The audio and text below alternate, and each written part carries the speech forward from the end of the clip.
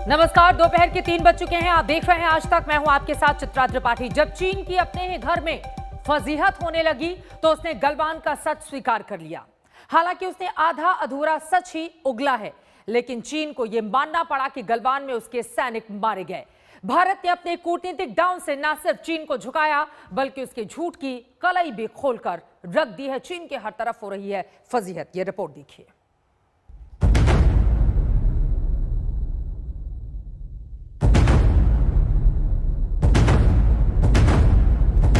गलवान पर चीनी झूठ के चीथड़े उड़ाने वाला वीडियो। गलवान पर चीन के दावे का दम निकालने वाला वीडियो। चीन को अपने ही बनाए जाल में फंसाने वाला सबूत।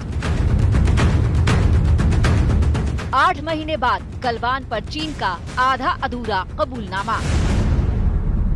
जिसने भी अपने देश की संप्रभुता और सुरक्षा के लिए बलिदान दिया है, अपनी जान दी है, उनको देश हमेशा याद रखेगा।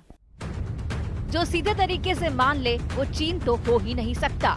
गलवान पर चीन दुनिया की आंखों में धूल झोंकता रहा, सच दबाए रहा, दिखावा करता रहा कि उसकी सेना को तो कुछ हुआ ही नहीं है। लेकिन जब घर में ही आक्रोश की आग भड़की तो चीन की अकल ठिकाने आ गई। पहली बार चीन ने माना कि गलवान में उसके 4 जवान मारे गए, यानी पूरा सच तो चीन भी निगल गया। सिर्फ 4 जवानों के मारे जाने का सच कबूल कर चीन ने अपने ही घर में किरकिरी से बचने की नाकाम कोशिश की है, क्योंकि पूरा सच तो पूरी दुनिया को मालूम है। भारत संसद से दुनिया को संदेश दे चुका है कि गलवान में चीन का गौरव कैसे चूर चूर हुआ। 2020 के दौरान ईस्टर्न लद्दाख की सीमा के समीप भारी संख्या में शस्त्र बल तथा गोला बारूद आदि इकट्ठा कर लिया गया था। चीन द्वारा येलेसी के आसपास कई बार ट्रांसग्रेशन का भी प्रयास किया गया था। हमारी सशस्त्र सेनाओं ने उन सभी प्रयासों के दृष्टिगत उपयुक्त जवाबी कार्रवाई की थी। तो जब चीन भारत की कूटनीतिक घेराबंदी में फंस गया तो यह नया वीडियो जारी किया गया, एक और झूठ फैलाने के मकसद से कि गलवान की हिंसक झड़प में चीन हावी रहा। आज तक इस वीडियो की पुष्टि नहीं करता, लेकिन आप चीन के विदेश मंत्रालय की प्रवक्ता का बयान सुनिए तो आपको सारा माजरा समझ आ जाएगा। पीएलए डेली ने अपनी रिपोर्ट पेश की है, जिसमें घटना के बारे में सच सामने आया है। मुझे लगता है कि ये ठीक है, इससे घटना के बारे में लोगों के सामने सच और सही बात सामने आएगी और देश के लिए बलिदान देने वालों के लिए ये सच्ची श्रद्धांजलि है। यानी कि चीनी सैनिकों के मारे जाने की खबर पर कुंडली मारकर बैठा चीन अब शहादत का डंका पीट रहा है, दुनिया को सैनिकों की दिलेरी बता रहा है और अपनी ही आवाम को हकीकत बताने का नाटक कर रहा है।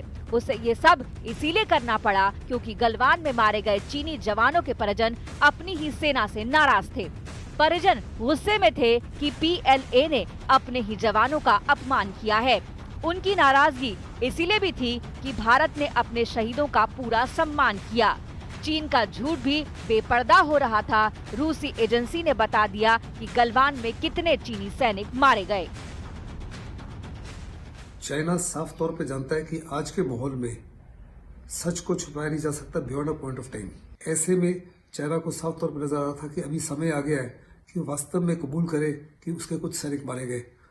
और कल ग्लोबल टाइम्स ने रिपोर्ट किया कि उसके 5 एक रेजिमेंटल कमांडर और 4 सैनिक मारे गए और उन्होंने मिलिट्री ऑनर्स दिए। अपने शहीदों को सेरेमोनियल ब्यूरियल दिए, सेरेमोनियल सेंड ऑफ दिए, बल्कि उनकी बहादुरी को रिकॉग्नाइज करते हुए उन्हें पदक भी दिए। इसी की नकल करते हुए चीन ने अब यह फैसला किया है कि वो उनके जो सैनिक वहां पर गलवान में मारे गए थे उनमें से चंद को रिकॉग्नाइज करेगी। चीन ने एक बार फिर से अपनी फितरत दिखाई, लेकिन इस बार वो अपने ही फंदे में फंसता चला गया और बेनकाब हुआ। लद्दाख से गौरव सावंत और अभिषेक भल्ला के साथ आज तक ब्यूरो।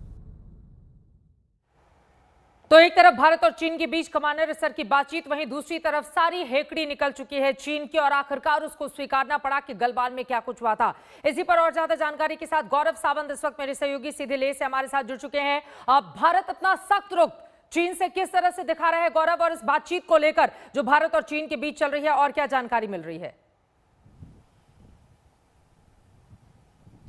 ये 10वें दौर की बातचीत है। लेफ्टिनेंट जनरल पीजी के मेनन भारत की तरफ से और मेजर जनरल लिऊ लिन चीन की तरफ से इस बातचीत की अध्यक्षता कर रहे हैं और इसमें प्रयास ये हो रहा है कि किस तरह से गोगरा, हॉट स्प्रिंग, डेप्सैंग और डेमचौक जो 4 बड़े फ्रिक्शन पॉइंट्स हैं उनका समाधान निकाला जाए। तो संभवतः अगर धीरे धीरे ये बात आगे बढ़ेगी तो गोगरा और हॉट स्प्रिंग में समाधान निकालने का प्रयास किया जाएगा आज की बातचीत में, और हो सकता है इसके आगे और बातचीत हो डेप्सैंग का समाधान निकालने के लिए।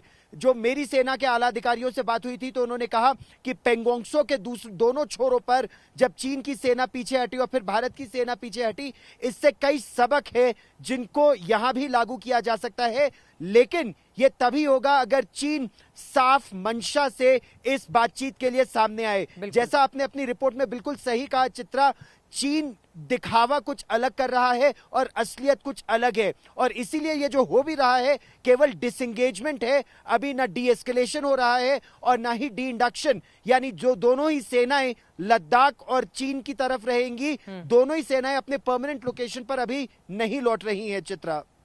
दोनों ही सेनाएं परमानेंट लोकेशन पर नहीं लौट रही हैं, इसके मतलब और मायने आम भाषा में कैसे समझाएंगे गौरव? और इसी के साथ देखिए, इस बातचीत में भी बहुत सारे मुद्दों पर, खासतौर से पैंगोंग को लेकर भारत ने अपना सख्त रुख चीन के सामने दिखाया है। वहीं गलवान मामले में झूठ पकड़े जाने के बाद अब चीन की ओर से एक नया वीडियो भी जारी किया गया है। जी, गलवान में चीन की बहुत ही किरकिरी हुई और ये जो वीडियो निकला, इस वीडियो में आप खुद देखिए कि किस तरह से भारत के शेर, भारत के दिलेर आगे बढ़ रहे हैं। जब चीन भारत की सीमा में घुसने का प्रयास कर रहा है तो गलवान नदी में अंदर घुसकर भारत ने चीन को पीछे खदेड़ा वहां पर, और ये चीन ये दिखाने का प्रयास कर रहा है कि भारत ने इसमें आक्रामक रूप अपनाया था, लेकिन ये अर्ध सत्य है। इससे पहले चीन ने आक्रामक रुख अपनाया था और उसमें कर्नल संतोष बाबू समेत हमारे 3 योद्धा, उन्होंने वीर गति प्राप्त की। इसी का बदला लेने के लिए भारत ने चीन को पीछे खदेड़ा था, और इतना पीछे खदेड़ा कि चीन आज भी वहां 700 मीटर पीछे है, और वही 700 मीटर दूसरी तरफ पीछे अब भारत की सेना भी है। लेकिन परमानेंट लोकेशन का मतलब यह है कि चीन की सेना इस समय सिर्फ 50 से 60 किलोमीटर पीछे हटी है, कुछ इलाकों में पेंगोंगसो के भी। तो अगर तनाव बढ़ता है तो 60 किलोमीटर आगे आने में चंद घंटे लगेंगे। इसीलिए प्रयास ये है कि जब डिसएंगेजमेंट पूरा होगा तब वो पीछे डी इंडक्शन भी करेंगे। ठीक है, दोबारा मैं आपके पास लौटूंगी। महत्वपूर्ण जानकारी गौरव सावंत लेह से हमें देते हुए।